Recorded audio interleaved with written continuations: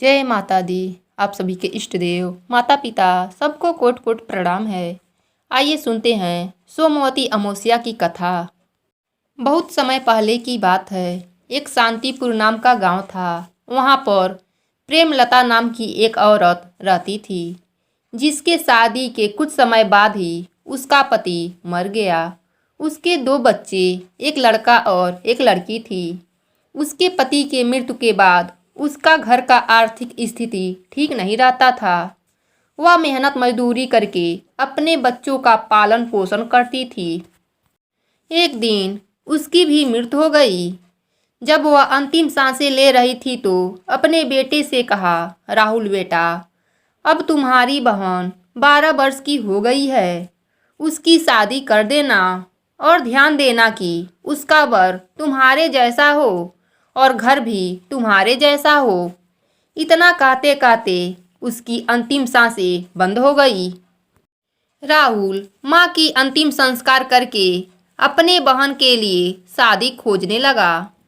यही सिलसिला 4 वर्षों तक चली। ना ही अपने जैसा वर पाया और ना ही अपने घर जैसा घर पाया। एक दिन उसके मन में विचार आया कि क्यों ना मैं ही अपनी बहन से शादी कर लूं। उसे मेरे जैसा वर भी मिल जाएगा और मेरे घर भी उसे मिल जाएगा। शायद माँ का भी यही इच्छा था, परंतु वह पूरी बात बताए बिना ही चली गईं। खैर कोई बात नहीं, मैं बाजार से शादी का जोड़ा खरीद लाता हूँ।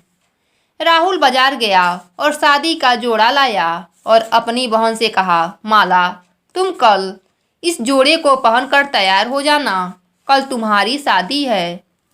उसकी बहन माला बोली, भैया, मेरी शादी आप कहाँ कर रहे हैं? पर राहुल बिना कुछ कहे चला गया। माला अपनी शादी को लेकर बड़ा ही प्रसन्न थी। वह उछलती कूदती अपने पड़ोस में गई और सबको बताया कि मेरी शादी पक्की हो गई है और कल ही मेरी शादी है और मेरे भैया मेरे लिए शादी का जोड़ा भी ला दिए हैं। पड़ोस की काकी यह सब बातें सुन रही थीं। उन्होंने कहा, शादी पर किससे माला? माला बोली, मैं भी पूछी थी, पर भैया बिना कुछ बोले ही चले गए। इस बात पर काकी बोली, तेरा भैया तुझसे शादी तो नहीं कर रहा है, इसलिए वह किसी से कुछ नहीं कहा।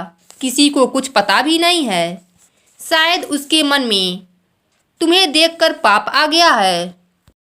इतना सुनते ही माला रोते रोते अपने घर आ गई। घर बैठकर वह रो रही थी कि तभी उसको याद आया कि माँ कहती थी, सोमवती अमावस्या के दिन अगर पीपल की 108 परिक्रमा करके कुछ मांगे तो वह सारी मनोकामनाएं पूरी कर देते हैं।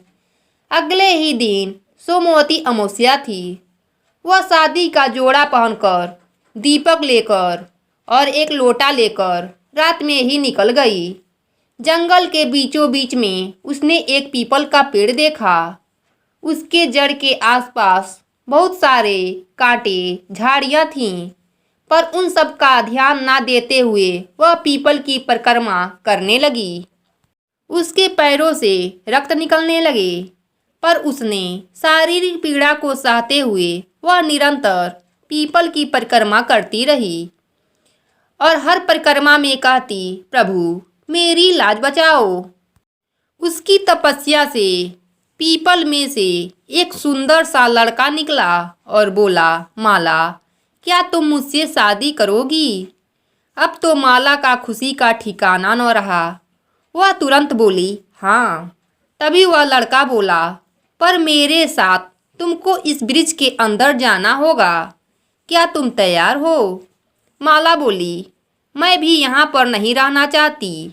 अपने पापी भाई का मुंह नहीं देखना चाहती। इस प्रकार माला उस लड़के के साथ उस ब्रिज में जाने लगी।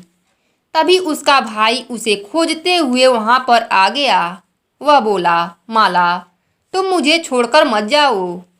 मैं तुम्हें कितने घंटों से खोज रहा था। इस दीपक को देखकर मैं यहाँ तक आया कि शायद तुम यहाँ पर होगी। अब जब तुम मिल ही गई हो तो तुम मुझे छोड़कर मत जाओ। मैं गलत नहीं था मेरी बहन। माँ को दिया वचनों को निभा रहा था। मेरे मन में कोई पाप नहीं था। इतना कहते हुए वह रोने लगा। पर उसकी बहन तो उस वृक्ष में समा चुकी थी। इस प्रकार सोमवती अमावस्या को जो भी पीपल की परिक्रमा करते हुए अपने मन में जो भी इच्छा रखेगा वह पूरा हो जाएगा।